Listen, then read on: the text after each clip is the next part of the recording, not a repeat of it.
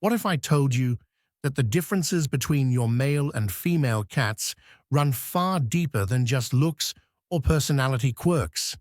What if the reason your male cat acts like a playful, needy toddler while your female cat rules the house from the top of the bookshelf isn't random at all, but genetically and behaviorally hardwired by evolution itself? Most cat owners think they know their pets, but few understand the powerful biological blueprints that shape everything from how cats play to how they love. Today, we're diving deep into the 5 most profound scientific differences between male and female cats. Some of these will shock you, others will help you become a better cat parent. And the very first one might just explain why your furniture smells like ammonia. Why male cats mark more and stink worse. Let's talk about marking behavior, one of the most misunderstood feline actions. When your male cat sprays on your walls or furniture, it may seem like defiance, but in reality, he's acting like a biological communication center. You see, male cat urine contains a special amino acid called feline. When exposed to air, feline breaks down into sulfur-based compounds that create that nose-burning smell. But here's the kicker. It's designed to be that way. This is nature's way of helping male cats mark their territory so other males know this space is taken.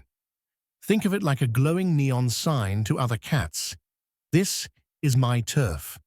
Research shows that 89% of unneutered male cats engage in spraying behavior, especially in the presence of rivals or when under stress. Female cats also mark, but for very different reasons. Unlike males, females tend to mark when stressed, not to assert dominance. Studies show females are up to 3 times more likely to spray due to environmental disruptions, such as a new pet, a move, or even new furniture. So how do you manage it? Neutering is incredibly effective. Within 6 months of surgery, male spraying decreases by up to 90%. For females, reducing marking is more about creating calm, consistent routines, cozy hiding spots, and a stable environment. The roaming patrol officer versus the silent commander. Territorial instincts are hardwired into all cats, but males and females approach it like opposite types of generals. Male cats tend to be active patrol officers. Their biological mission? To constantly roam, monitor, and guard their territory. A study published in the Journal of Feline Medicine and Surgery found that male cats spend up to 40% more time patrolling than females. You might catch your male cat pacing, checking doors, sniffing around, or even sitting in windows to stand guard. This behavior is testosterone-fueled. Before neutering, males have a strong drive to protect access to mates and food, often leading them to expand their territory dramatically, even into danger zones like roads and alleys. Now let's look at females. Female cats prefer strategy over patrol. They're more likely to claim high vantage points, bookshelves, cabinets, windowsills, places that offer a clear view of their territory with minimal risk. Evolution taught them that height equals safety, not just for themselves, but for any kittens they might one day protect. In multi-cat homes, the highest perch is often the throne. Studies show that the cat who controls the highest space tends to control the social structure, and this is most often the female. She doesn't fight for territory, she claims it silently and watches from above. To satisfy these instincts, males need physical boundaries, separate litter boxes, food areas, and comforting pheromones. Females thrive with vertical space, cat trees, wall shelves, and safe perches they can retreat to. Who's the real cuddlebug? This might come as a surprise. Male cats tend to be more openly affectionate than female cats.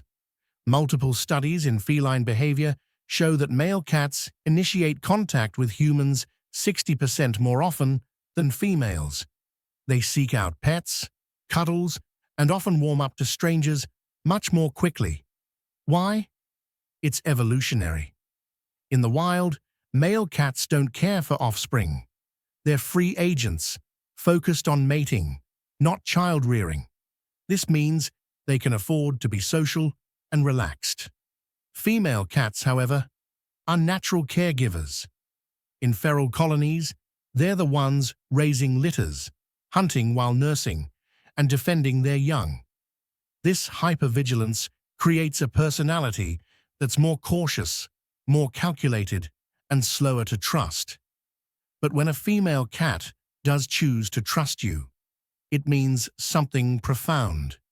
Studies show that female cats who initiate contact, like headbutts, slow blinking, or sleeping beside you, actually experience a greater reduction in cortisol, the stress hormone, than males do.